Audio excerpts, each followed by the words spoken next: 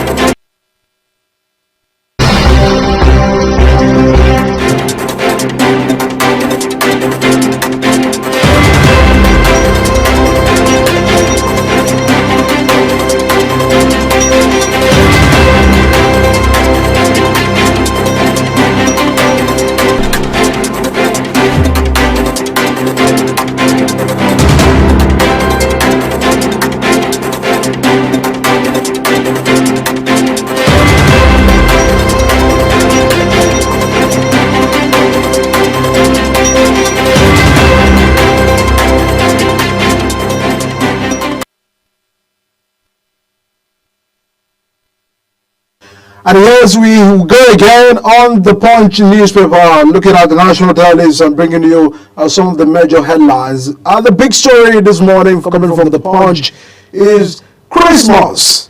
Low-key celebrations as prices soar. Traders lament poor sales. Rada says Sokoto, Lagos, Abuja traders blame fuel costs as Tinubu. Government pledged better economy at Unitide. That was coming from the Punch as a big story right there. We also have updated the tablet. FG workers face gloomy Christmas over delayed December salaries. Federal government workers face a gloomy Christmas over delay of December salaries. That is on page 2 of the Punch newspaper this morning. And our doctors demand 70-year retirement age in new fake memo. Interpol declares 14 Nigerians wanted for human drug trafficking. That is on page 4 and 5 of the Punch newspaper. And now we have thousands strong Abuja Lagos parks for Tinubu's reduced fares. Right there on the page 25 of the Punch. Kudos to the president for an attempt to cushion the effect of the hardship by a way of having some negotiation with some luxurious buses which are meant to travel from Lagos and Abuja just to get the prices reduced at over 50% discount for just these moments. The president has done that, and everyone are tripping out the numbers to get to the parks still, just to get them. I mean, the passion is real, and Nigerians just want to make the feelings out of the moment and irrespective of the situation of 2024. We also have a defamation. LPDC declines to disbar Farotimi activists and leave prison. And that's just a very few stories right there we have on the punch. But let's get to talk about these issues as of now. Low-key celebration. One prizes and so on. The traders are lamenting poor sales. The other way around, thousands, are throwing out to the parks just to get home, to enjoy the president a 50% discount over the transportation fare. What does it really send? One, issue of transportation is a cause. Traders have said it looks at because of the transportation we can't really make sales. Or Nigerian purchasing power have been reduced drastically. But away from that, those are really paying attention to for how long can we do this? And if we have this movement already by the president to slash 50% for transportation, how about those that will go there, probably do not have the capacity to return into the economy? How will the president get to manage all of those affairs? What is your thoughts? I think, sometimes people in government, they don't actually think through certain policies and certain policy decisions they are making. At the end of the day, you will see that they will end up creating problems, in fact more problems trying to solve one, and that is one of the major challenges we have had in Nigeria over the years. It's not just this current administration. It has been one of our challenges, and that's why they will tell you that Nigerians don't have maintenance culture. We lack maintenance culture. And then also they will tell you that when it comes to policy, Nigeria would kind of make certain policies, and they will look so mouth-watering, and at the end of the day nothing will come out of it, because implementation is always our major problem. So I don't know how it's going to be, because the announcement was not that the free transportation would take them to their destinations and bring them back. So because of that, I cannot say what will happen to some of the people who have just traveled and some who will manage to get through, because also some people, as we saw this morning on the pages of the newspaper, were actually stranded. They were not able to get through. Some of them were delayed, especially those who tried to use the trains and things like that. So these are some of the issues and some of the bottlenecks in policy implementation, which we need to always see people in government thinking through and getting the things right. Because if they don't, we will continue to lament on like this till the 2025 is over. Because I remember when the Buhari administration came, each time people complained, they were telling us that there's light at the end of the tunnel, and we continue to actually hope and wait. And at the end of the day, even the APC leaders themselves started complaining that Buhari administration bequeathed a very bad economy to the current administration. So I don't know how it's going to be, but let's wait and see how the president is going to handle this. But to me, I'm not very optimistic that there is a way out for some of them who managed to get the free transportation to return. About feeding. Yes, and then it's not just about the transportation. When you get home, you have to transport yourself around and move around, and the high cost. And even the people who are home are expecting that you come back with them, because you came from abroad, so to say. Abuja, Lagos, Cross River, Akwa Ibom, Enugu, Kano, Kaduna. Because they will see you as someone that have come from abroad, where there are monies on the trees,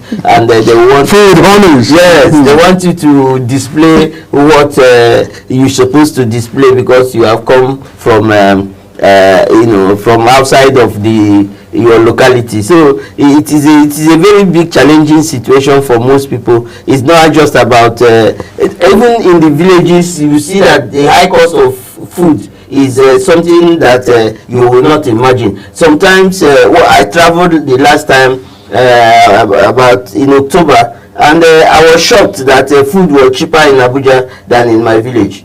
So that is how the thing is. A lot of us have situation because even the traders are also lamenting about poor sales, and those are really having a concern, casting mind back to how Christmas or end of the year celebration really looks like. We see family members trip out to the market just to get stock and all of that. But if the traders are not saying less sales, it means that Nigerians are only saying, just let us manage the situation, let us just manage it first to see the new year. Because even the president said he's promising a better economy. He doesn't get to reflect on the reality. Yeah, the challenge I have with our leaders is that when they are campaigning, they will be making promises, but immediately after they have gotten into office, instead of giving us results, they will continue to make promises. When you are in office, you don't make promises. You show that people will see and now say yes, you are doing something. Promises does not actually I don't see how promises can be a thing that we will be counting on. We should be counting on results. We should be counting on certain tangible things that we can see, things that we can feel, and that is what the Nigerians are yearning for. And you see that some citizens, that they will tell you that things are not okay, and if you give them hope, it's good. It's good to give hope, because without hope, it will be difficult to remain alive. But it is beyond hope. We have to be sure that at the end of the day, there will be truly light at the end of the tunnel. A lot of concern right now for the Christmas on the Punch and newspaper, but we also had federal government workers first gloomy Christmas over the late December salaries. We have always had this issue of minimum wage. Now it's about December salaries being delayed, not just about issue of minimum wage again. That's it. When we started implementing the minimum wage, especially at the federal level. The much I know, I don't think they have started implementing, because I'm not a salary earner, so I don't even know. And just a few percentage of people that are earning salary. Yes, that's what my challenge was when people were agitating for the increment in the minimum wage to whatever amount they were demanding. I was always asking myself, instead of dissipating energy fighting for increase in minimum wage, why not use that energy to fight for better life, better economy, and let us have the cost of living should be reduced, the cost of governance should be reduced, because it's not about the amount of money you have in your pocket, it's about the value of that money, it's what you can buy. So when you have so much money in your pocket and you cannot buy anything, then I don't know how you will now look at it and say yes, you have achieved anything. So with the way things are at this moment, I think the best thing we should be looking at is how to help the government to actually get the economy on the right footing, because the subsidy is gone policy has actually destabilized the economy, and alongside the devaluation of the naira, and these are two policies of government which I don't know how they are going to manage for the rest of the life of the administration. And of course, government is also appealing to state government to see what they can to extend some hands to the workers, even for 13 months salaries. It was also a major concern prior to this time. Some state governments do that. Some state governments a 13 month, they are giving a 13-month salary. But the issue is how much is the salary and what can it buy? Today we are buying an average live chicken for 20,000. Chicken. Yes, a live chicken, an average live chicken. If you are looking for, very common for all families. 1,500, 2,000, 3,000, 3,500. Even as at 2022, 2023, the chicken was not up to 5,000 naira. So right now it's about 20,000 for the average. This, if you are looking for a big one, you are talking about 25 to 30,000. And then you also, if you don't even think of going for turkey, because turkey is going to is about 100,000. So therefore means that there are many families that won't get to slaughter. If you want to have a flavor of chicken, maybe you go for the chicken parts. Probably you will just get. If you can't buy the real one, you can get the legs and the wings and the head. Also, you can go for the fish. Sometimes you have for the fish, but the fish is also expensive. If you go and price a Titus fish or catfish, they will tell you the price, and they are not they are far out of reach of the ordinary citizen. So that's just the challenge. Don't talk about the rice, because the rice is something else. It's for second class. Yeah, it's in some places, in some part of this country, they are selling a bag of rice for 130,000. And that is a serious issue. So if you have a minimum wage of 70,000 and the few people who are even employed by the government, you have a minimum wage of 70,000. What are you going to buy? We can't buy a bag of rice. Even a half bag of rice is difficult in some parts of the country for it to be able to get you a half bag of rice. And even after buying rice, you need ingredients. Oh no, don't talk about the oil, because oil is something else. You know, you talk of groundnut oil, you talk of tomato, even though it's the tomato season as it were, but you go and price it, you know that the thing is out of reach of the ordinary citizen. A lot of market survey right there. You have really gone to the market, so you understand better how of these things works. But we understand clearly the commitment of what it really means on the economy. But the president, on the other hand, has already said it looks like things are going to take shapes. Of course, they're also trying to boost agricultural production, calling on state government to also keep behind all of that for 2025. But let's get to the story before we leave the Punch newspaper. Only is ex-queen, only of ex-queen's orders to spend Christmas and New Year in Agodi prison. Recall the tragic event in Ibadan where an ex-queen of Onife was also trying to extend hands to some Nigerians due to the season palliative distribution that ended with the loss of lives, and of course that recorded some tragic events stampedes in some of these areas, you may call it, which has continued to be an issue. And just as we've also heard, he was taken into custody, and is to spend Christmas in the prison with others, just for wherever government and the security agencies' responses to the sad situation that emanated from. That's not just in Ibadan, but we also had cases recorded in Anambra, and here also at the Federal Capital Territory, only Trinity Church in Maitama, where the church basically were trying to also extend hands to the less privileged or the vulnerable ones, but unfortunately it ended with very sad situations coming from this area. As issues of palliative distribution has been a concern. The only first ex-wife is in prison for a cause probably that they refused. They never had intention to lose the lives of the girls.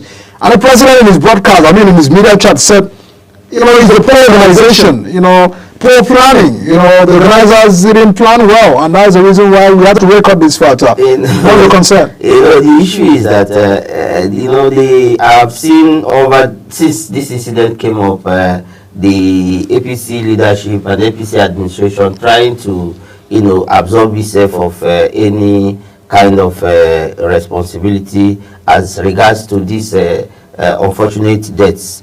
If the economy were okay, I don't think people will go cap in hand going to, at the risk of their life, to go and go and be looking for palliatives somewhere. And also, if you look at it critically, you discover that some of these deaths happened also after and the first death has happened in Ibadan, and people have known that look, if there could be a kind of a surge, a stampede in this kind of in the other venues that they were going to, but because when you are hungry, you don't reason very well, you don't think very well, you think about only that which you will use to satisfy your hunger at the time, and that's why you see that despite the fact that people have died going to scoop fuel when tankers fall, you see people still going to go and scoop those fuel because they believe that if I stay here I die, if I go out hustling I die, it's better let me go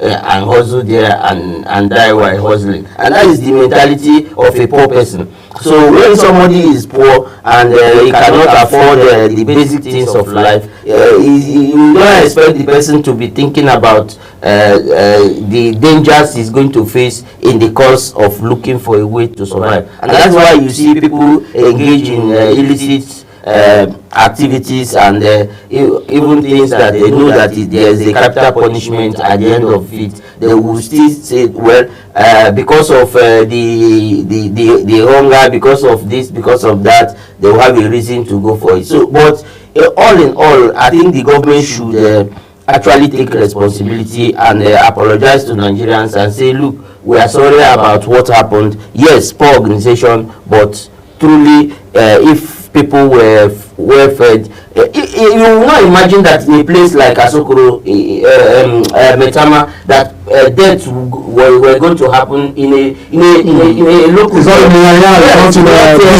all those outskirts that you say, if you were in those outskirts, it would have been worse, because the number of people, you can see the free train ride. You see how you see on the front pages of newspaper how people were just stranded everywhere, because even the rich, the poor, and everybody, they are having it very challenging because of the current economy. So the government should not try to absorb itself of any responsibility, because it is also the primary responsibility of government to provide for the welfare of the people. And if the welfare of the people were provided for, some of these people will not have died today. So let us just not start doing blame games. Let every party to this unfortunate incident should take responsibility, and let us find a way to prevent future occurrence. And that's just what we should be talking about, and not blaming the organizers, people who are trying to help others. They never intended that people were going to die. So I think around some of the Catholic priests were also arrested and yesterday, and that tells you how it is. This will go a long way in discouraging people from attempting to help others to survive and to live, and it's going to be a more difficult situation for all of us, because the issue, what happened, was not even about poor organization, it was about the oversubscription to the call. They say 5,000 people, over 50,000 people would come. The same thing that happened in those days when there was this immigration stampede. The number of people that were asked to come, even people that did not even apply, were there thinking that when they get there they may find their way, and they get a job, because there were no jobs. And the same way that there's no food, and people are scrambling for food and things like that. So nobody should blame either the dead or the organizers alone. They should also blame the government for not providing for the welfare of the people, which is the primary responsibility of government. A lot of concern is still the responsibility of government to protect the lives and properties of everyone. And just as Oni's ex-wife have been remanded in the prison in the course of the good intentions by where he was also trying to extend. I mean, there are records that this is not the first time she's organizing this. It has always been continuous process of due to passion for the people. But in a way, our hearts really goes out to the family, the loved ones of over 67 persons that have been confirmed dead at the cause of this tragic event. We really hope that lessons be learned, yes, on the part of the organizers, on the part of Nigerians, on the issues of patience Because one thing is, we can't take away the greed of some Nigerians. Because if you look at some of these pictures, that those, yes, we know that the things are tough, the economy is bad, but there are some Nigerians that they have small food at home, they still want to go struggle with someone who doesn't even have one to eat. Because all of these continue to add the problems to our numbers. Some greed. You know the problem is that, like I said earlier, a poor person does not reason very well. When you are poor and hungry, you don't reason very well. You see, some of these things are not just because some people have food at home. That one that you have at home, you want to save it for tomorrow. Yes, because you don't even know how you are going to get another one tomorrow. So this one that you can see, let you also have it and see how you can add to what you have, because the times are difficult. And when you look at also these people that went for some of these free ride and they cut in prices, you will see some people who you when you look at them, you know that these people they can afford the flight to go to wherever they are going, but you see them queuing up and standing there, pressing their phones and waiting patiently to see if there will be they are going to have their way through to their destination. And that is the thing we are talking about. So it is because people nobody wants to take that risk, or nobody wants to ordinarily go and waste his days and time, especially when there's delays like this. But it's just unfortunate that we have found ourselves in this difficult situation. But let us just keep hope alive and believe that one day things will get better. And of course, things are going to get better and take shape right there in the course of the nation. Let's get to the Nation newspaper this morning, everyone. From the Punch now to the Nation. Really, some interesting headlines from the Nation newspaper this morning. Tinubu, this is coming from the president. We are on path to prosperous and buoyant nation.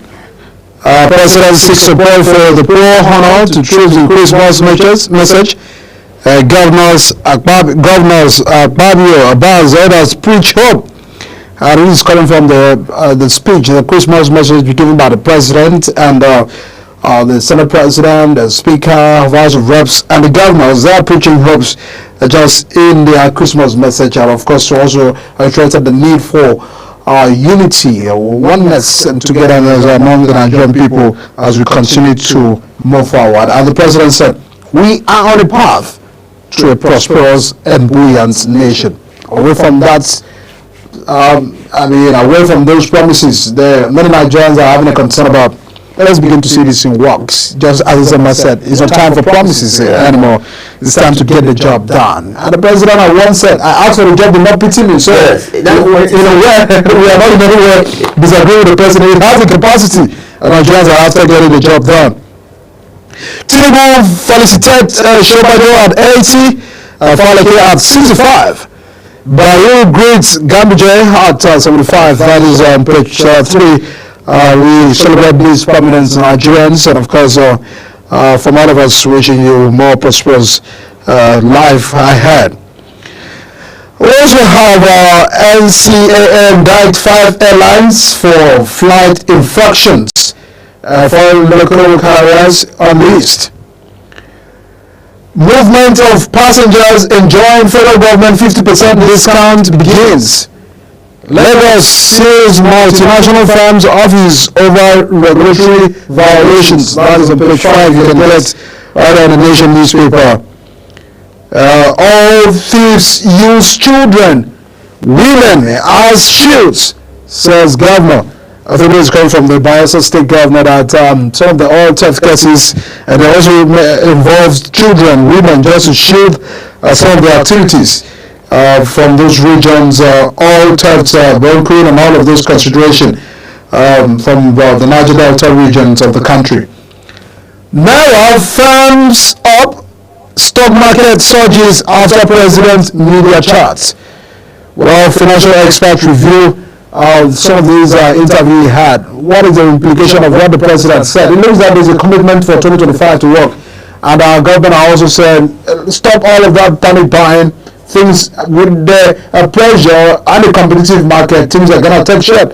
And not just one firm or kind of some monopoly in the system or the market, Mr. President said, I love free markets. Mr. President is really committed about, because those are raising concern about issue of price control. Yeah. We can't leave Nigerians to the fate of, some of these business owners, just for them to fix the prices and do whatever they want and all of that. We have government to control the prices, and the president said no. Allowed is a free buyer, a willing seller, willing buyer market. I love free market, because when you have free market, it means that the competition will be there. And if the money wanted to buy from Mr. A, you can buy from Mr. B. But we still have fall back to the fact that there is a need to continue to protect the consumers. The protection of the consumer is still very pertinent, because we've also seen some exploitation, on some services that do not have local subsidiaries. Where we have to depend on some of these exporters bringing all these things to the country. What is your take about issues of free market by the president? Yeah, the president sounds like someone who is in charge, who is in control, and he sounded like somebody who was not forced to take decisions. Is somebody that took decisions willingly, knowing the consequences and knowing what will come after it. So, and that is the reason why most the report you are seeing that there is a kind of appreciation in the capital market, and also as far as the value of the naira is concerned. But the percentage of appreciation is what we should be looking at. So what was the percentage of the appreciation, and then how are we going to make sure that the currency will continue to appreciate, and also reflecting the level of Nigeria? Yes, because once there is once the value of the naira goes is against the other currencies is a bit higher. If once we have like maybe we come back to our 150, 200 to a dollar, life will be better. Because one thing about Nigerians is that Nigerians are people that don't depend on government. They only want an enabling environment for them to carry out their own enterprise. So people Nigerians are innovative, Nigerians are people who are resilient, and Nigerians are people that you can look at and know that these people are enterprising. So but when the economy is bad, the government side is not providing that enabling environment for them, for their businesses to thrive. Like take for instance, you will discover that you are, as a citizen, you are providing your security, you are providing your water, you are providing in some communities there are no roads, so the community people will have to come and make contributions to do their own roads, so that they can be able to pass. And that is the kind of harsh economic environment that we are living in, and that's what we need the president and his cabinet to work and ensure that life is better. Travel federal roads, you will see that there are several roads that are not very motorable, and some of those things also impact on movement of goods and services, and that's why the prices are skyrocketing at every point in time. And then you deal with the issue of insecurity, and then people will now have confidence to come and invest in the country and create more jobs, so that the unemployed will have something they can be doing. And then these are some of the things, the few things that the government can do. Deal with the issue of security, which I can say that this administration, compared to the last administration, it has they have upgraded the security architecture, and that's why you see that the president at the media chat was he was chesting out and saying, look, I'm proud of what our security agencies are doing. And that is also a good one, and something that we can all attest to, that the president, when it comes to security, there is an improvement from what it used to be. But we still need him to do more, so that some of these skirmishes will be dealt with once and for all. Right, let's get to the Guardian as the last paper for today. A lot of concern rather from the Guardian newspaper. 1.5 billion dollars cargo rail records 18% traffic faces legacy threats. There's a projection right there for the cargo deposit for fire container. Amount of this description. You can get to find out the details on that on the page 6 of the Guardian newspaper. Ibadan Stampede coach remands at school in Hamzat and principal. That's on page 7. We're earlier interrupted on that. Kano Cattle Market report 50 billion weekly transactions. Wow, these are a very good one there from Kano Cattle Markets, recording 50 billion weekly transactions. It looks like there's some business going on right in Kano State. Domestic investors control 84% of stock trading this year. This is coming from some business reports that domestic investors control over 84% of our stock trading just this year, 2024. Presidential media chart confirms APC's disconnect from Nigerians. This is coming from People's Democratic Party slamming the media chart of the president on page 4, still in the Guardian newspaper right there. At Christmas, police beef up security as politicians push holiness and unity. That's on page 29. You can find a story right on the Guardian still. Unity luxury bus owners begin 50% fair discount. How Tinubu. Children, women used as shields at illegal refinery site. And that is coming from Dr. Dewey alleging some of his findings that some of these known all types cases, some children and women are being used as some shield in respect to that development. But as a matter, let's get us to wrap it up on the PDP slamming the APC that looks like they are disconnected from Nigerians. In a bit, when we said solve the problem of this country, we can push it to PDP. PDP, you're not entirely holy, you're not better than APC, you have a fair share of everything things work in this country, but I mean, you never did anything better. But on the other hand, like those that are saying life was better in doing PDP regime, we got, rights at like as low as 10,000 at the time, and all of those considerations and indicators. Do you feel like we can justify this blame by the PDP? You see, the thing here is that most times, that's why I don't like it when people don't take responsibility. I have always said that if PDP was doing well, there will have no APC in government. Because the APC was voted by the people because they believed that the PDP was not doing what they're supposed to do. Their life was not getting better. But today, they are looking back and now saying, even the time we thought we were suffering, our life was better at that time than now. So the government and the APC as a party should take responsibility and be looking at the outputs, in terms of the achievements of the administration and compare it with the achievements of PDP before they can now start talking, because we didn't want a PDP government, and that was why we went for an alternative, and the alternative seemed not to be getting things better than what it was when the PDP was in power. At that time when the PDP was in power, what was the exchange rate, what was the value of Naira, and then the cost of transportation, how much was it, the cost of goods and services, how much was it, and then we were complaining and we knew life would have been better, and then we said, let us go for an alternative, and here we are with the promised change, and the change, I don't know how far we have gone, but I don't think we have changed from good to better. I think we have actually changed negatively, and that is at best what I can say that we have, where we are today reflects. It reflects that a negative change, not a positive change. When you compare with the 2014-2015, before the coming of the APC government, and that is what it is. So let the both parties have no right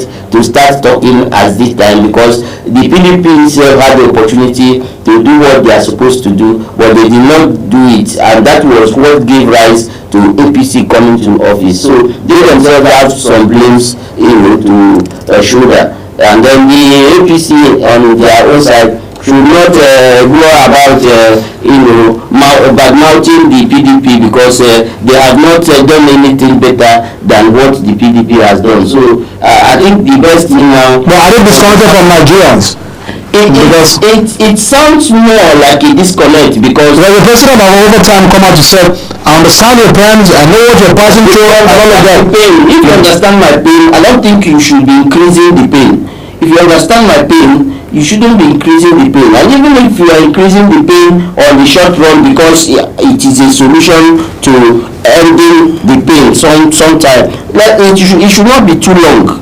Because that's what we are experiencing. It's just like a doctor who has decided and say that these ailments that you are having, he must undergo surgical operation for you to survive, and he refuses to give you anesthesia to reduce the pain, and then how do you expect the patient to do? He will continue to cry and know that this pain is too much until either there is an anesthesia, and in this case what Nigerians are asking for is cushioning effects for some of these policies. Yes, the policies may be good, but you don't allow people to just bear all the pains day and night, and without any other welfare or palliatives that the government is providing. Because since the APC came, the word palliative has become a national anthem, because before then we don't know what palliative is. Palliative used to be something that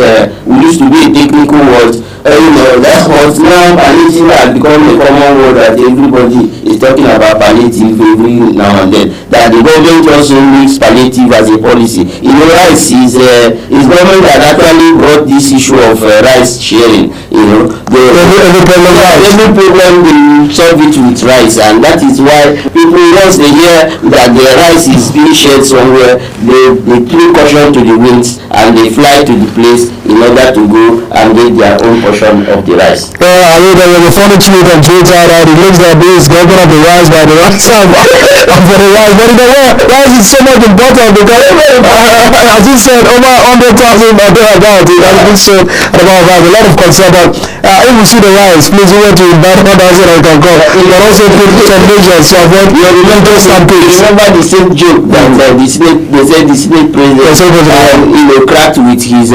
colleagues that when you see free food, at times are hard. When you see free very soft. And that is exactly what Nigerians are doing at this time. But there should also be a lot of measures so that people will not get to drag and put their heads, at the cause of getting this food. But thank you so much, Ezekma, for some of these analyses and a fantastic approach to some of these headlines. A lot of questions and concerns right there on the papers, but we can't really exhaust all of them. That's much we can take on the newspaper this morning. We got to go on a very quick break, and once we return from the break, we will bring you the top of the hour, the news at 8, and of course, looking at the conversation about how much is being sold from NNPC. NNPC said we've reduced the price of our petrol to over 908 now. Let's get to look at that issue. Of course, we'll be joined by a senior energy consultant. We'll be looking at us. What is the implication of NNPC selling our barrel at 88? Does it get to work better, and is it sustainable, or is it just for the moment of the unit prices? We'll be looking at that subsequently on the program. Do stay with us. I'll be right back on the show.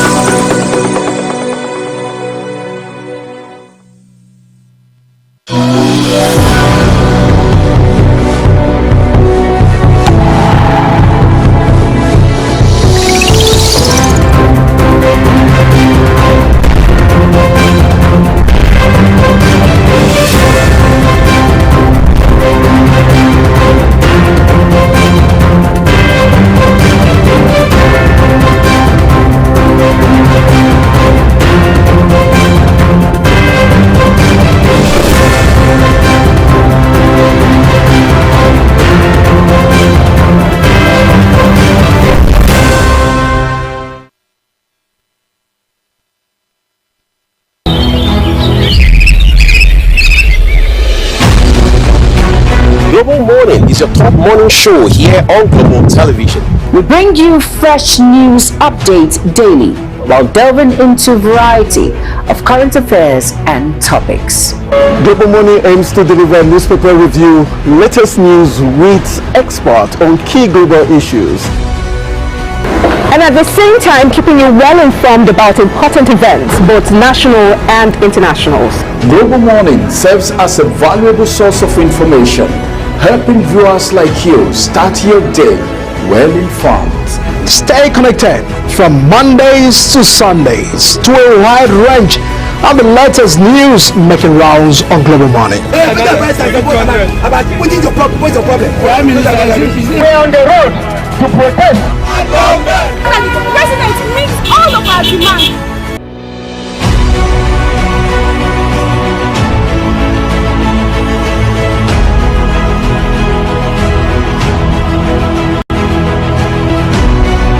This is Global Morning.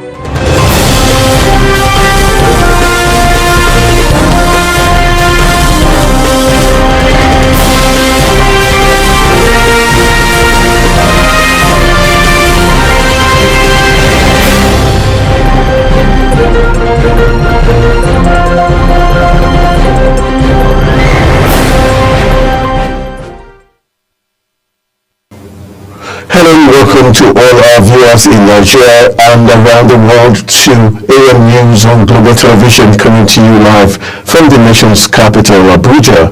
I am Anthony Momodu. A quick reminder that Global Television is on DSTV channel 365 and free to air on Nakunsat.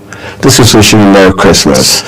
President Bola Tinubu has called on Nigerians to embrace love, peace and unity during the festive season, urging citizens to remain hopeful about the nation's future. President Tinubu, in his Christmas message, described Christmas as a season of divine prophecy fulfilled, symbolizing the triumph of light over darkness and the enduring strength of humanity's shared faith. He also expressed deep sorrow over recent tragic incidents in Ibadan, Okija, and Abuja, which claimed innocent lives, extending his sympathies to families who have endured pain and loss this year due to floods, fires, or accidents. The president called on Nigerians to find comfort in faith and support of loved ones. Let's turn to Imo State, where the state government has hosted its annual Christmas 9 lessons and carol service with the theme, "For unto us a child is born." The event held at the Government House Chapel in Owerri, the state capital, was graced by top government officials, including Governor Hope Uzodinma and his wife, Deputy Governor, and other residents of the state. Here is Amarachi Ibe's report.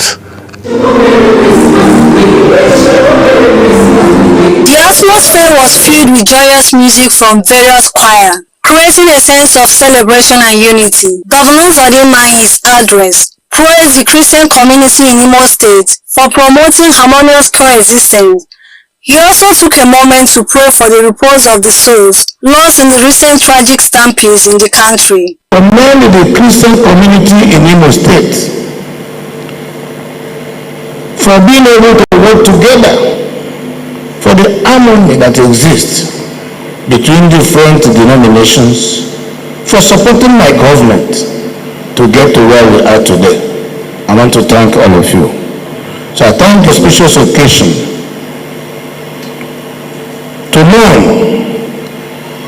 and show compassion to our brothers and sisters who lost their life during the incident that happened in Okija and in Abuja, and pray that Almighty God will receive their soul in peace, and pray also that those who got injured will be healed as soon as possible.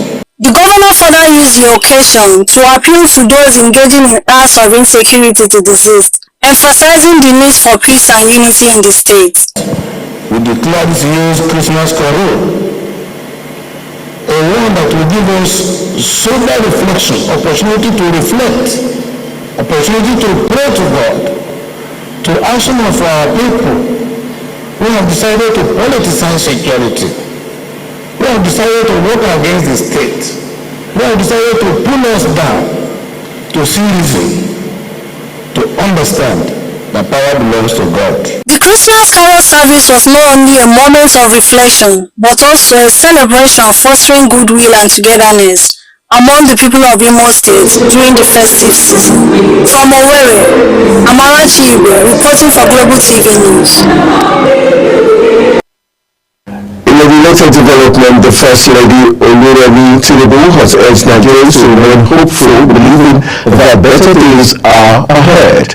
The First Lady stated these as she extended her Christmas and New Year greetings to the nation. She reflected on the progress made under President Bola Ahmed Tinubu's administration, assuring citizens that the government's efforts to bring about positive change are already yielding results. She also emphasized the importance of unity, love, and embracing the country's rich diversity, underscoring these values as essential for fostering national growth and harmony. In the meantime, the Christian Association of Nigeria (CAN) has urged Nigerians not to lose hope in the country, though confronted with the harsh realities of corruption, inequality, and other challenges. The CAN chairman in Ondo State, Reverend Father Aslam Ologunwa, set out this in his 2024 Christmas message in Akure. He implored Christians, Muslims, and adherents of other faiths to have trust in the Lord as they trod the path of truth, and encouraged all to endure the challenges and hardship that came their way, noting that with prayer they would overcome the world. Human rights advocate Dele Valentini has been released from the correctional center in Ekiti State after meeting his bail conditions. Politician and activist Omoyele Sowore made the disclosure in a post on X, saying the embattled activist lawyer was no longer at the prison yards in Ekiti State. Valentini was arrested earlier in the month for allegedly defaming Afe Babalola, a senior advocate of Nigeria and founder of Afe Babalola University at Ekiti. Addressing media personnel after his release, Farotimi said he had never had any cause to lie against anyone in his life, adding that whatever he had said about someone or an institution is true. Meanwhile, the Legal Petitioners Disciplinary Committee has rejected a request by Chief Afedaholola's SAN's law firm, Emmanuel Chambers, to revoke the law practicing license of lawyer and author Dele Farotimi over the allegations of criminal defamation and professional misconduct. Farotimi was brought before the committee based on a petition authored by Ola Faro, a lawyer in Emmanuel Chambers, which alleged that Farotimi, in his book Nigeria and Criminal Justice System, made defamatory statements against the Supreme Court and the legal profession. However, in its report, the committee determined that the alleged offences occurred in Farotimi's capacity as an author, not during his practice as a legal professional, and therefore concluded that it lacked jurisdiction to address complaints about publications and advise aggrieved parties to seek redress in regular courts. President Bola Tinubu has extended warm felicitations to Dr. Godwin Shobanjo, a trailblazer in Nigeria's advertising industry, on the occasion of his 80th birthday. In a statement issued by his special advisor on information and strategy, Bayo Onaniga, Tinubu described Shobanjo as a highly esteemed marketing communications expert and advertising guru whose work has left an indelible mark on the industry. Tinubu highlighted Shobanjo's contributions to the nation's development, particularly through the advancement of marketing communication, a sector crucial to economic growth and social progress and infrastructural development. The Corps Marshal of the Federal Road Safety Corps, Shehu Mohammed, called on motorists to adhere to road traffic rules to ensure a safe and peaceful holiday season. Each year, the FRSC deploys resources across major highways to manage the surge in traffic during the Christmas and New Year period. This year's special operation, Operation Zero Tolerance, began on 15 December 2024 and will continue until 15 January 2025 to promote safer travel for all road users. In a Christmas message, the Corps Marshal reiterated his commitment to fostering a safer road environment throughout the festive period. Oyo State Governor Seyi Makinde has inaugurated a committee on the management and disbursement of the Bodija Explosion Relief Fund. An explosion rocked the Dejo Oyelese Street, Bodija, Ibadan on Tuesday, January 16, 2024, which claimed many lives while many others sustained serious injuries. The governor equally said the road to Dejo Oyelese Street, the scene of the explosion, would be fixed, while a monument would also be erected around the area. Makinde, who inaugurated the 10-man committee at the governor's office in Ibadan, charged them to ensure transparency and carry out their responsibilities to those who were affected by the incident. The Ondo State House of Assembly has passed the state's 2025 appropriation bill into law as it approves a total of 698 billion 649,496,000 naira. The state governor, Loki Elobatiwa, a few days ago, presented the proposed budget of a total of 230 billion naira to the legislators for the 2025 fiscal year as a total of 265 billion 35 37,496,000 was earmarked for recurrent expenditure, while 433,622,000,000 naira was allocated for capital expenditure. However, it could be observed that the past budget, which was Christian Budget of Recovery, had an increase of 43 billion naira.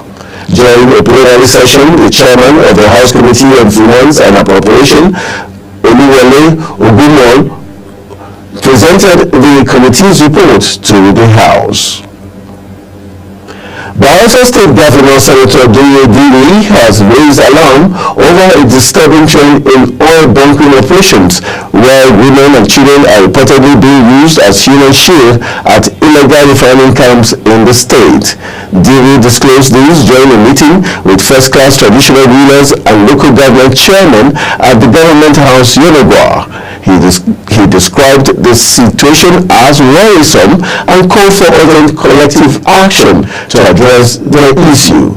Furthermore, the governor says the report he received recently is that illegal bunkering sites, they now have children and women, which is a dimension he had never heard before.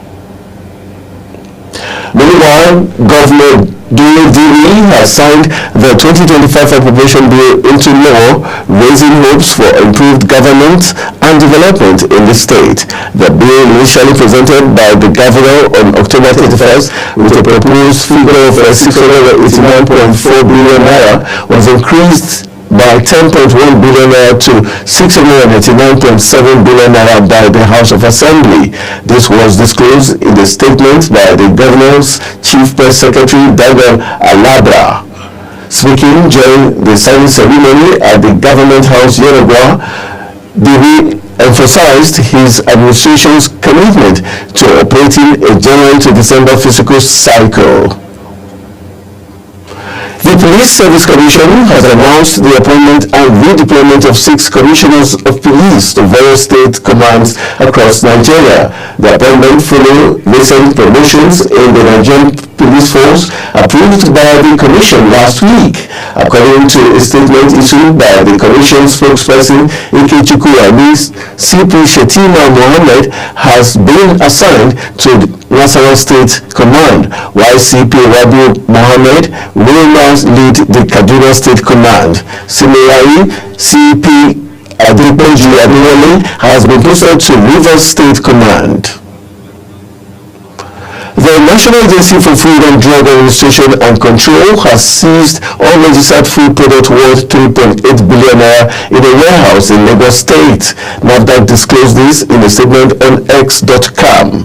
NAFDAC's Investigation and Enforcement Directorate raided a warehouse at the Akpongon Oke-Ari market following a tip-off about the sale of unregistered food items.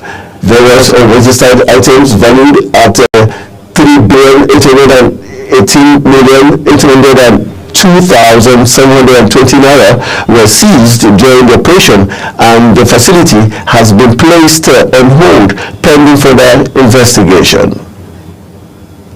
The Chief Magistrate Court in Ibadan has ordered the remand of 3 key figures in connection with last week's tragic stampede at the Basharum Islamic High School.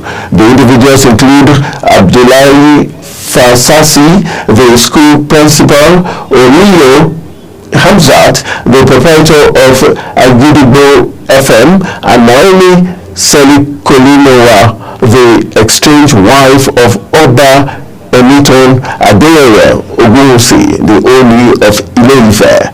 The court ruling, presided over by Chief Magistrate Olabisi Ogunkomi, followed their arraignment by the Oyo State Police Command. The defendants face 4 count charges related to the incident as outlined by the police prosecutor, who cited a violation of Section 324 of the Criminal Code Cap 38 Volume 2 Laws of Oyo State 2000. You're watching Global AM News, coming to you live from the nation's capital, Abuja. When AM News returns, Naira shows a mild strength ahead of Christmas holidays. Details of these as well as business and sports stories coming right after the break. Please stay with us.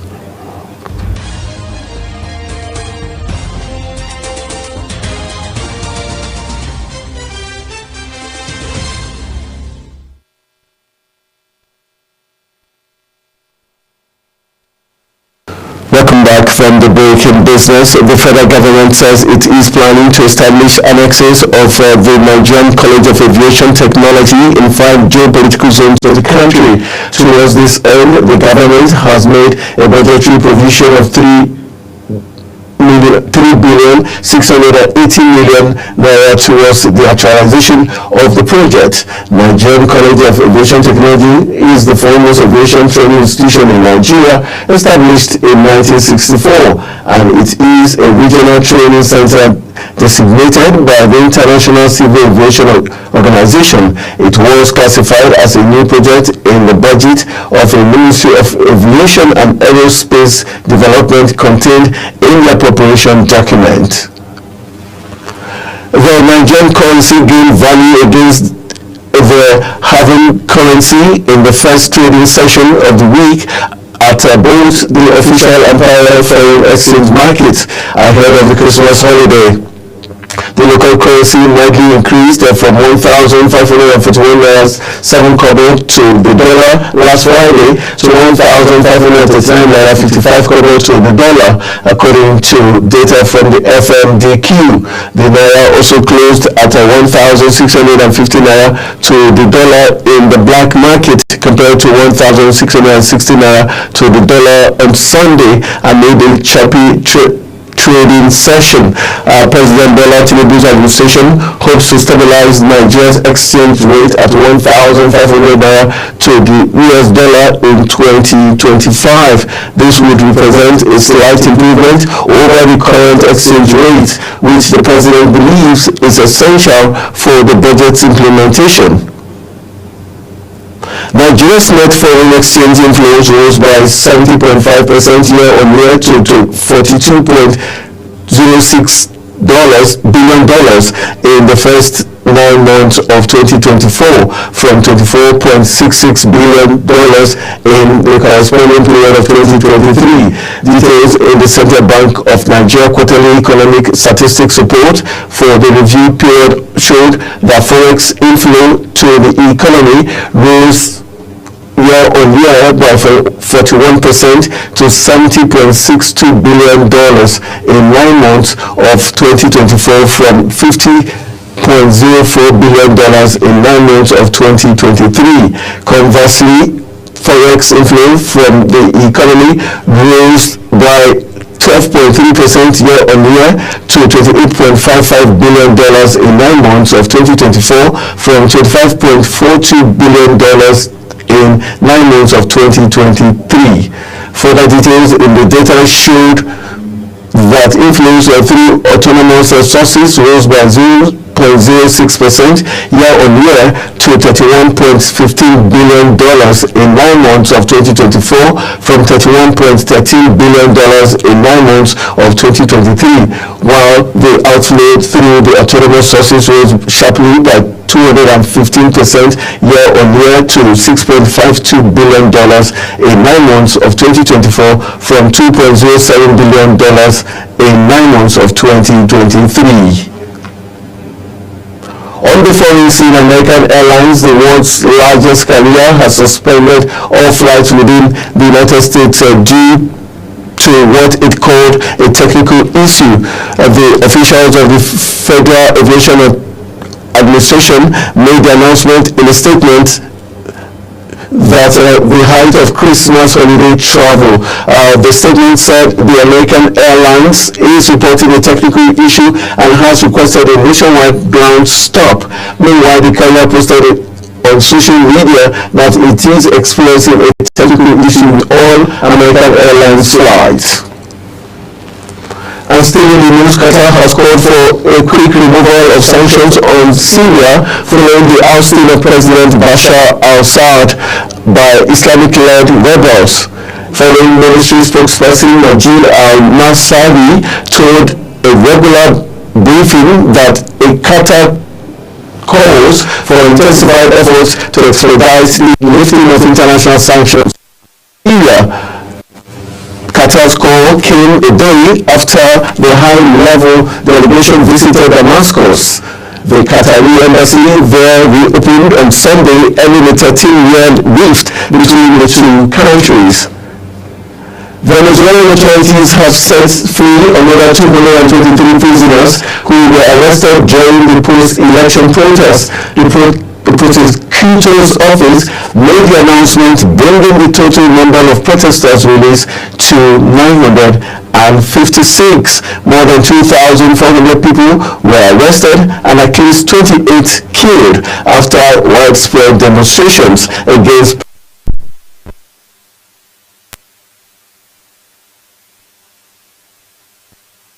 it had won. And talking sports, Marcus Rashford features as the face of January in Manchester United's official 2025 calendar, despite being linked with a departure from the club after a dismal campaign under Erik ten Hag last season. The arrival of Ruben Amorim appeared to offer the 27-year-old the chance of a new lease of life at Old Trafford. Amorim's first Premier League game at the club, Rashford netted an early goal in a draw with Ipswich before following that up with a brace in a dominant 4-0 win over Everton last month. And moving to Stamford Bridge, Enzo Maresca says Chelsea's defeat to Liverpool in last season's Carabao Cup final is evidence of the Reds having an advantage over his side when it comes to winning the Premier League this campaign.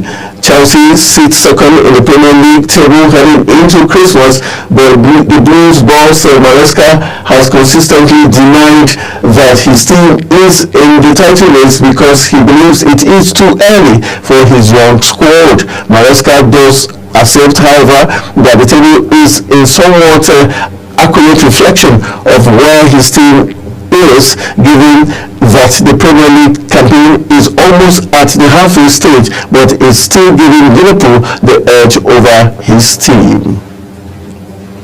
The Federal Capital Territory Administration is to construct two multi-sport centers in Abuja. Acting Executive Secretary, Federal Capital Development Authority, Richard Dauda, disclosed this while briefing newsmen after the FCT Executive Council meeting. Though Dauda did not disclose the location of the centers, he said that the sites would be strategic, explaining that the two sports centers would have several facilities: football pitches, lawn tennis, table tennis, indoor sports facilities, and other necessary facilities. And that's how we quite wrap on the Global AM News. I am Anthony Momodu. Good morning and Merry Christmas.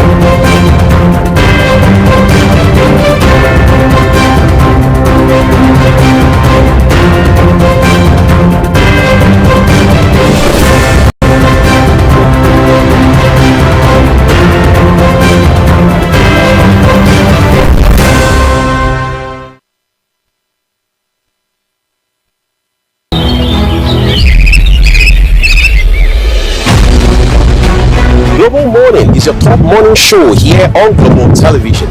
We bring you fresh news updates daily while delving into a variety of current affairs and topics. Global Morning aims to deliver newspaper review, latest news with experts on key global issues. And at the same time, keeping you well informed about important events, both national and international. Global Morning serves as a valuable source of information, helping viewers like you start your day well informed. Stay connected from Mondays to Sundays to a wide range of the latest news making rounds on Global Morning. We're on the road to protest. The president meets all of our demands.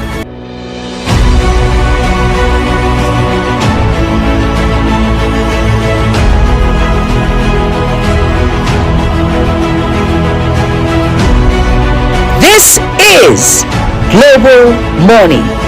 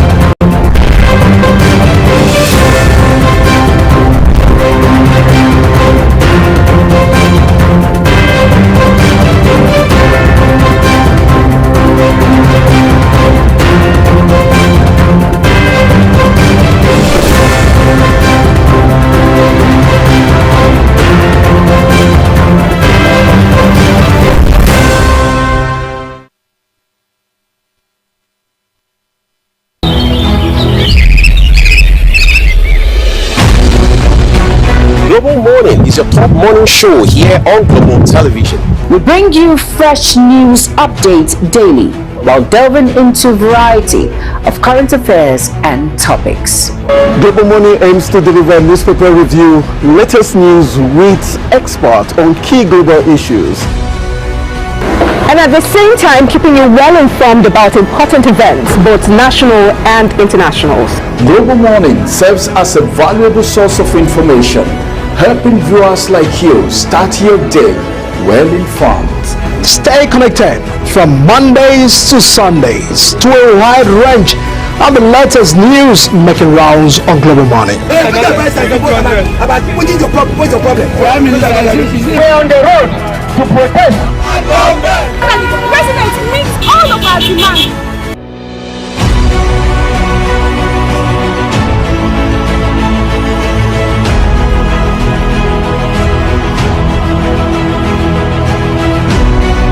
This is Global Morning.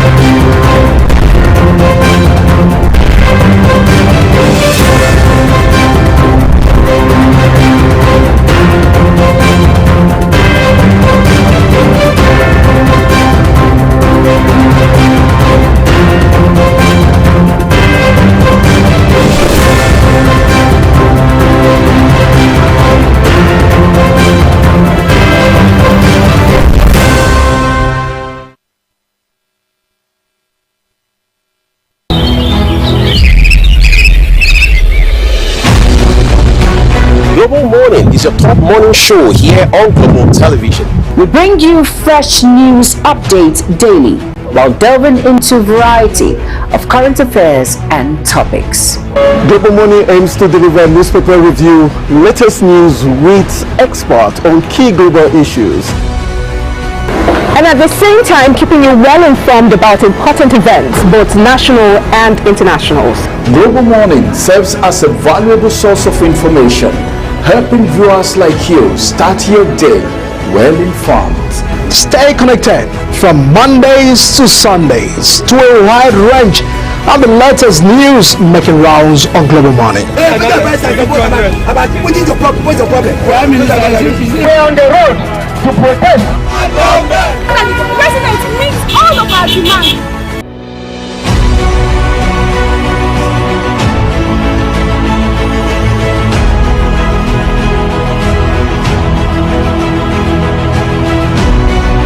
This is Global Morning.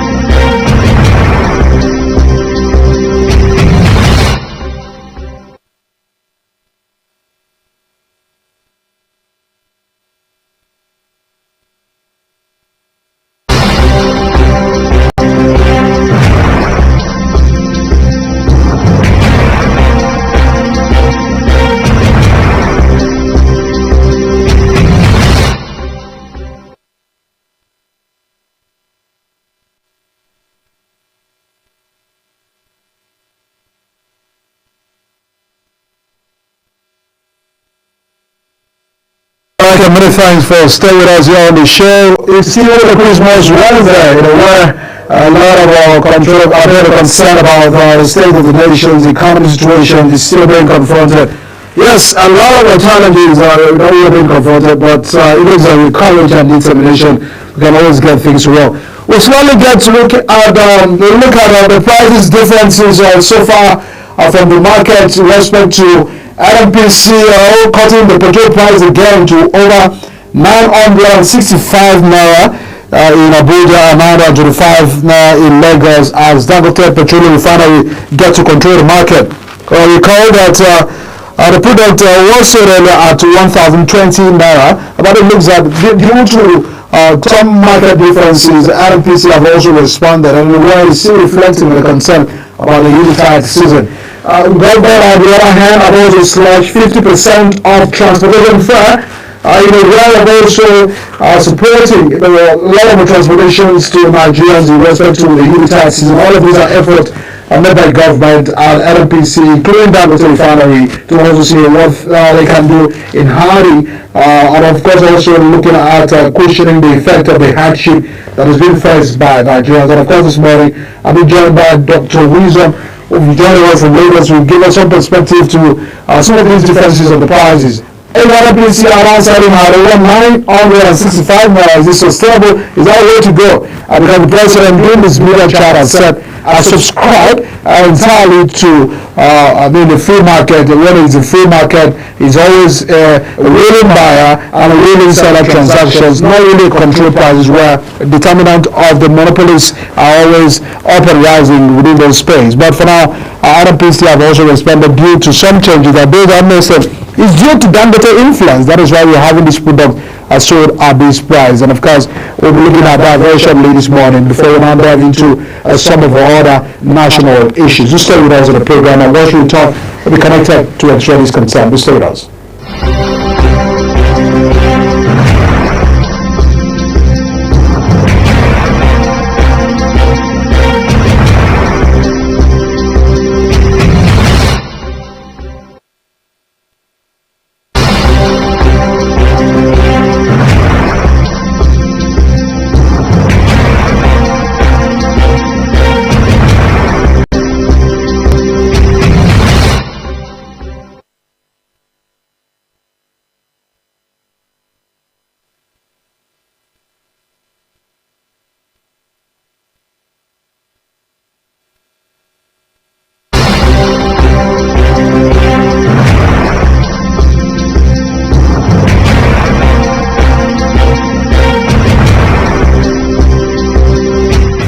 Thanks for staying with us. Merry Christmas, Doctor.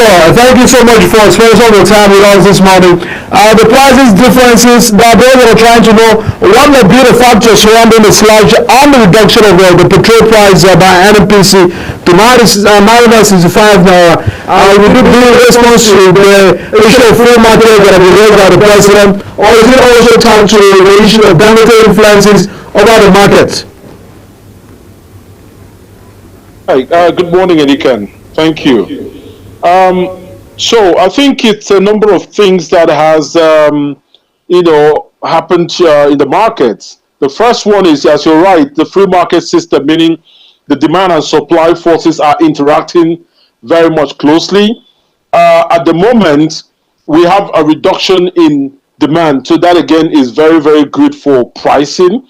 At the moment as well, we also have a system where the major oil marketers are able to benchmark their pricing with the Dangote refinery from the fact that they also have people that are able to bring in imported PMS, and they're offering favorable terms. At the moment, let me tell you what's going on. Before now, we used to have the pricing of PMS being from the internationals. It was above 1,000 for the landing cost. They were looking for dollar payments, and they were asking for crude equivalent or looking for dollar payment instantly, and they were also looking for payment before you can offtake the PMS inventory. What has happened at the moment is that they have come up with more favorable terms. They said to Nigerians, look, we're able to bring in PMS from the import market in. You can pay us, you can take the PMS and sell it, and you don't have to pay us up front. We can also we brought the landing cost to about 900 naira per liter. At the same time, they have also looked at ways of collecting naira instead of the dollar. So what that has done is to send a competition towards the Dangote's end. So the Dangotes have to look, okay, how can we stay relevant in this market? Remember, the Dangote refinery came into a market space that was largely controlled by the international importers, and he has had to fight that market. But the international, importers are not waiting; they're fighting back, and they're fighting back with pricing.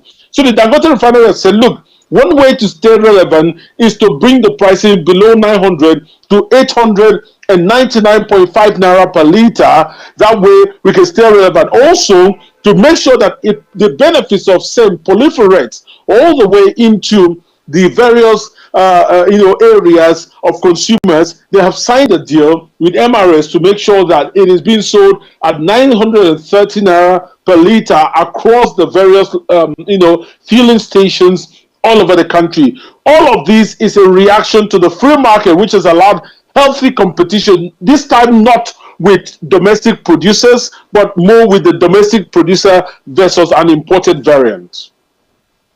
A lot of concern that have also been raised in respect to issues of efficient fuel supply, because it means that this may trigger a rush of buying and panic buying, and those that are having a concern about if this is just for the moment, because if we are also saying that the prices are being influenced by some factors, one may say waking up, getting the product again at a time over more than $1,000, but issue of panic buying is still in existence. Does it mean that there's a hope that things will be sustaining towards this, the prices will be reducing drastically, or does it look that even in free market space we may have the prices skyrocketed by one factor or the other?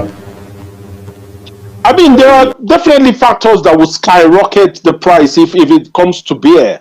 Factors like the exchange rate going haywire will skyrocket the price, because remember, the transaction is done in naira, done in dollars but settled in naira. That could skyrocket, and if the oil prices go up. But from a supply standpoint, one of the factors is premised on the crude for naira deal.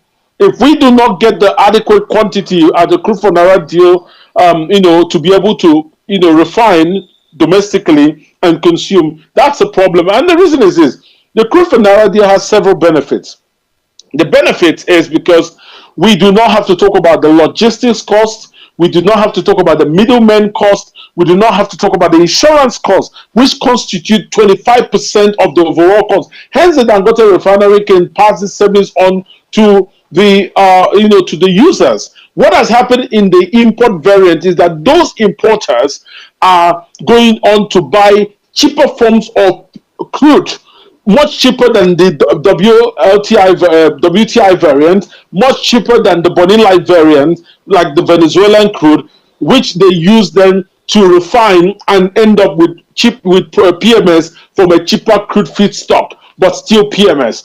Now, the Dangote's leverage is having the crude for naira deal, which, as I said earlier, saves him about 25% of the bulk cost, and that way he can pass that savings on to Nigeria. So, based on the fact that the exchange rate stays relatively stable, based on the fact that we continue the crude for naira deal, based on the fact that the crude oil prices do not hike significantly, we can expect the supply and the pricing to stay relatively stable. And if we have more competition from the importers, we can expect Dangote to refine and fine-tune its operations to get us to a point where we are supplying the same quantity of crude, or PMS rather, but at a more cheaper cost. Trigger down, to all other states and the regions, and of course looking at the fact that prices differences is ongoing. We've also seen how effort of Mrs. Filling Station have also partnered with Dangote in a whereabouts, seeing how they can get to their retail stations, and the prices can also trigger down to over 935 naira, because one of the problem is that we might see some move by NNPC, we might also see some move by Dangote. And if it's only operational in Lagos and Abuja, those at other states may not really find it impactful in respect to the differences of the price. Do you feel that other stations, away from the NPC retail stations, can keep behind all of these market differences at the long run? Absolutely, Edikan, it's going on. For the first time in many months in Akwa Ibom State, where I come from, I was told that fuel is selling at about 970 thereabout, and that's a good thing. That is even before we start having a lot of volume from the MRS filling station proliferate the entire country. So a lot of the suppliers are already reacting to the competition. Otherwise, they'll lose the market. So people all over the country are already reacting now. All over Akwa Ibom, we're having fuel selling below 1,000 for the most part. 970 if you plan your buying, if you do your buying plans and then you queue up early.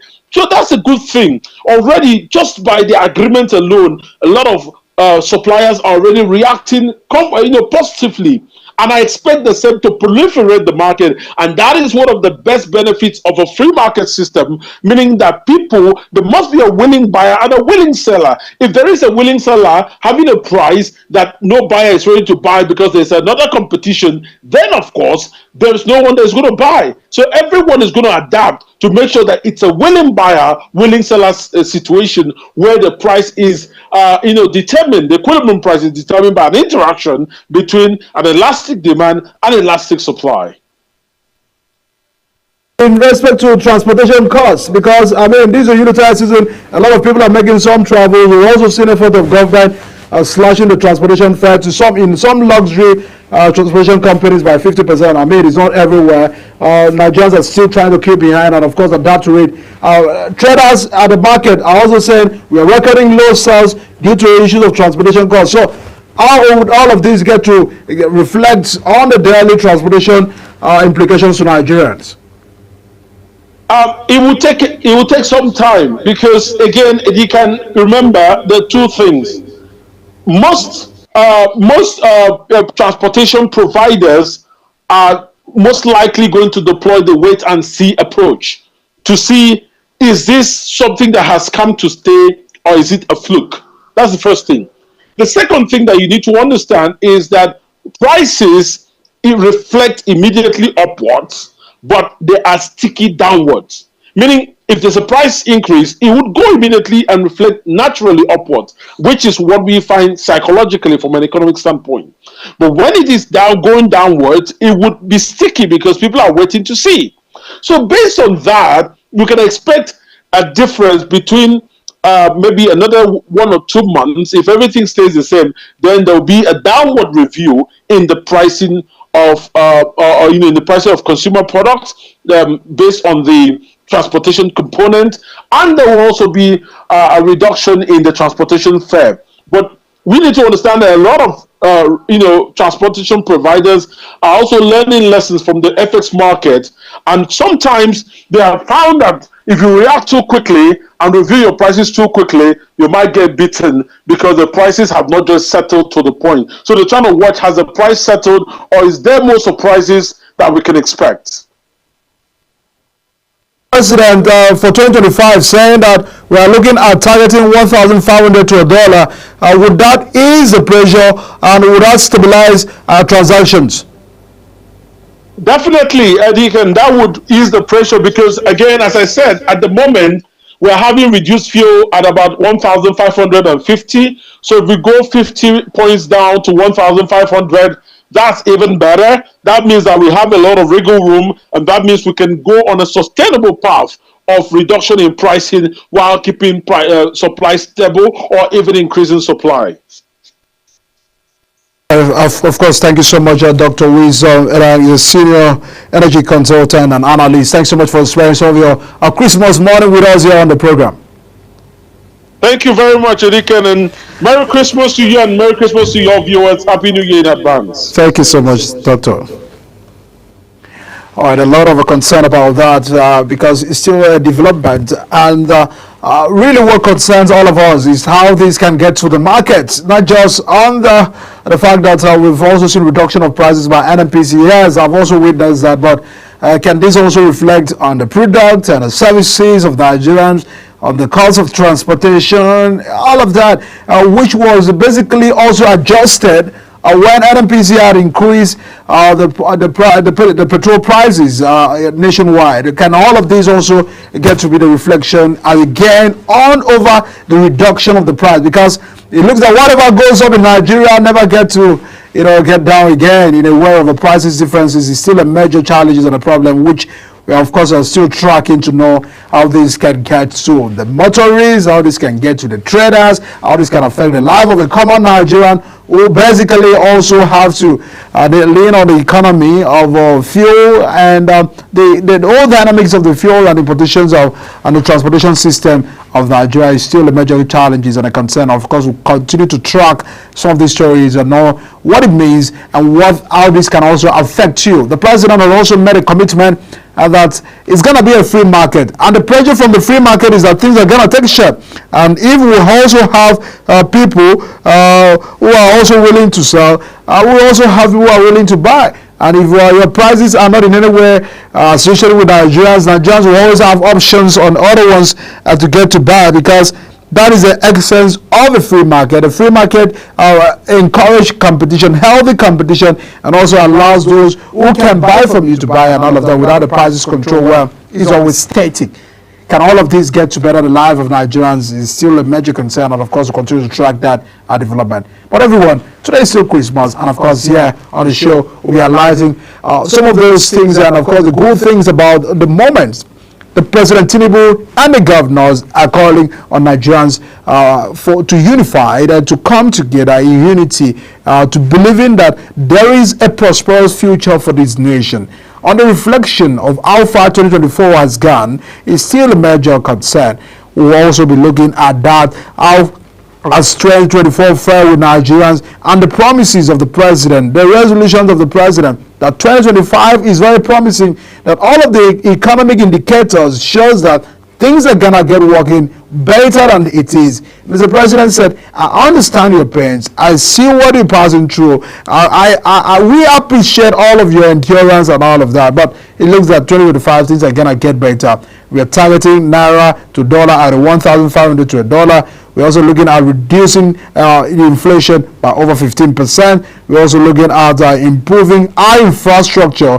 We're also looking at developing our healthcare system, agriculture for food production, the state of security, and also all of that. These are the words of the president in a world of the promising 2025. But for 2024, many Nigerians are only saying that it has been more of words, it has been more of promises than the reality on ground. Report from MBS, report from all indicators and economies that things are getting better does not reflect on the common life of every Nigerian. It's still the two-sided conversation, and of course we try as much as possible to get some clarity to know what we're marching forward to for 2025. Everyone, do sit tight with us on the program, and of course we'll be looking at that discussion subsequently. I'll be right back.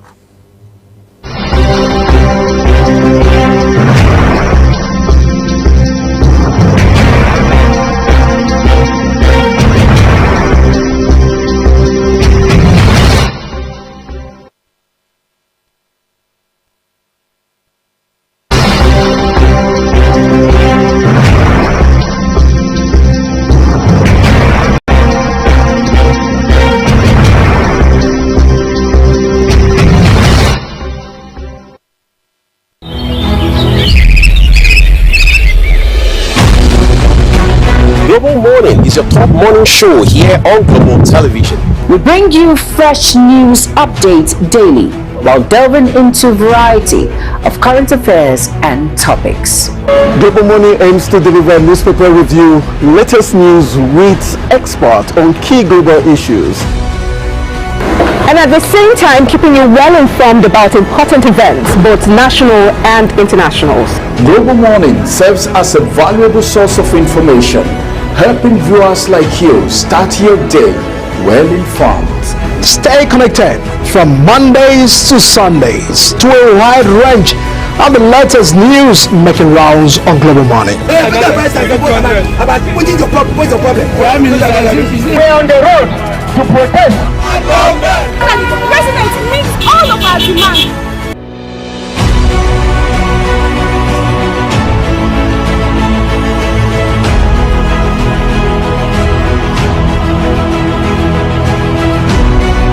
This is Global Morning.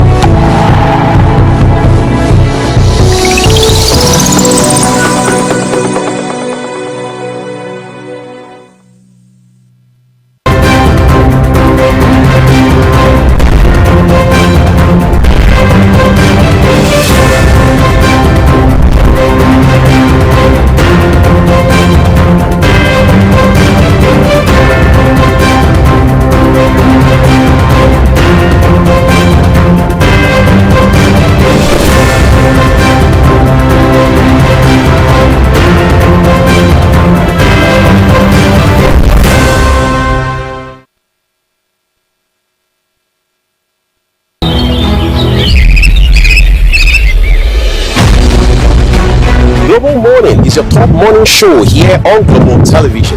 We bring you fresh news updates daily while delving into a variety of current affairs and topics.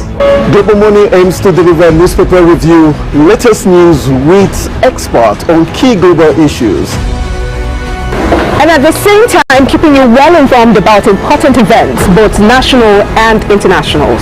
Global Morning serves as a valuable source of information, helping viewers like you start your day well informed. Stay connected from Mondays to Sundays to a wide range of the latest news making rounds on Global Morning. We're on the road to protest. The president meets all of our demands.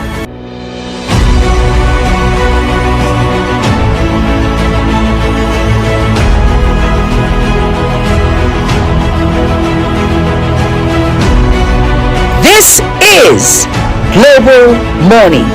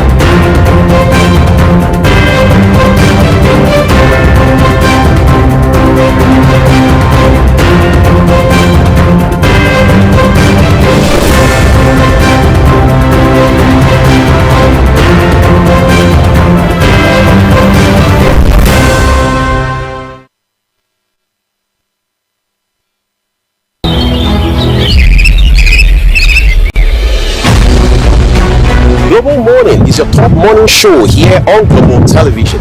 We bring you fresh news updates daily while delving into a variety of current affairs and topics. Global Morning aims to deliver newspaper review, latest news with experts on key global issues. And at the same time, keeping you well informed about important events, both national and internationals. Global Morning serves as a valuable source of information, helping viewers like you start your day well informed.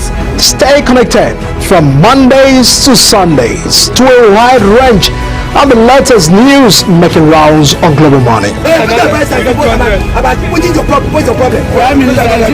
on the road to protest. The president meets all of our demands.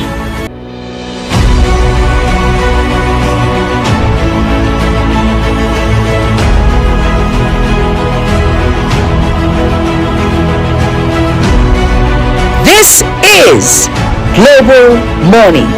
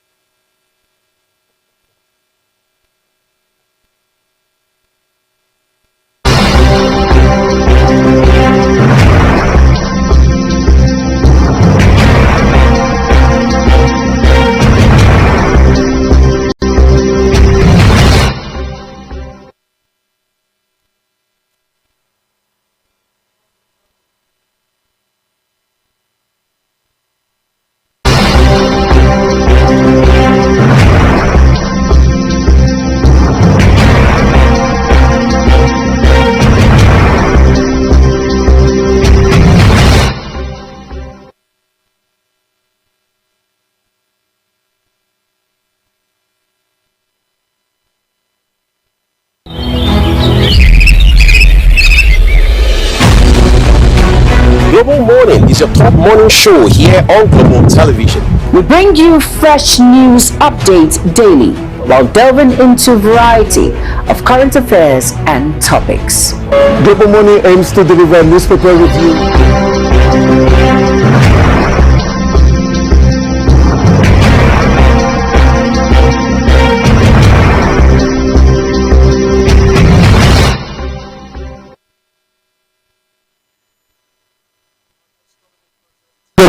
Has joined leaders and the prominent citizens to send some good messages to Nigerians in respect to the Christmas celebration the world over. It's also Nigerians to pray for the leaders to enable themselves diligently and strive for prosperity. A lot of concern as we celebrate Christmas. It is also a moment to reflect on the lessons of life. The toughest battles that is often leading to the most glorious victory. Sometimes true strength doesn't lie in avoiding some challenges, but in confronting them with courage and determination. The year 2024 has not been different. It came with a lot of tests and trials that push us to limit and that was demanding our very best. Yet, here we are still standing strong and moving forward. That is the essence of resilience, because the difficulties we faced in 2024 never defeated us. Instead, they prepared us for the triumphs and they are ahead. Also, the president, in a message, also extended offer greetings to Nigerian Christians as they join their counterpart globally to mark the birth of Jesus Christ. Tinubu asked Nigerians to remember the leaders and brave troops in their prayers as they served and secured the country. He also assured Nigerians that the country was on a path of progress towards a brighter future for every citizen. Also sympathized with families that suffered human and material losses through the floods and accident in the year 2024. Also these occasions to also laud the effort and the resilient spirit of many Nigerians. He really embodies the fulfillment of some divine prophecy and symbolizes the triumphs of love, peace, and unity. This is just a commitment of the president. But for all of us here, from Global TV, we also join our voices to celebrate everyone as the year draws to a close. Let us know that Jesus Christ's birth through our hearts will refresh hope. May Christmas bring us peace, joy, favor, and the courage to embrace the opportunities and the blessings of the new year 2025. Indeed, the future is bright, and therefore we continue to be resolute and show some commitment, and that the glory of God is risen upon all of us, and continue to show that it's still a time. A Merry Christmas from all of us here at Global Television, and of course we continue to make sure that we track some development coming in for you on the dailies this morning. This is where we wrap it up here on the show this morning. Anthony will be here to bring us some latest update on the world of sport. It's still a Christmas Wednesday. My name is Nick Michael. See you again.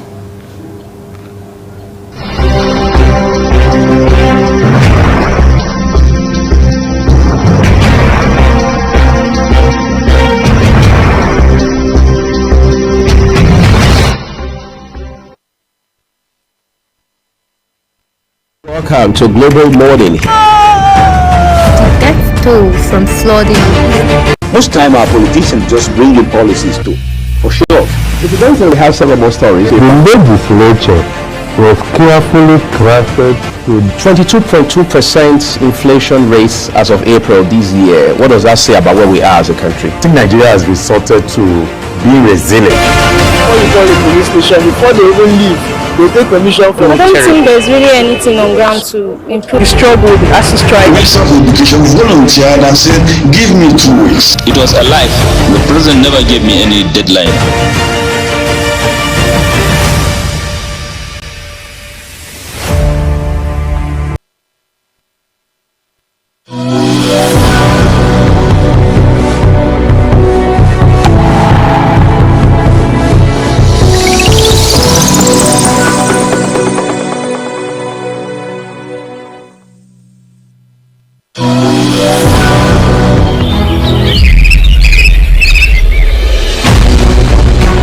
Global Morning is your top morning show here on Global Television. We bring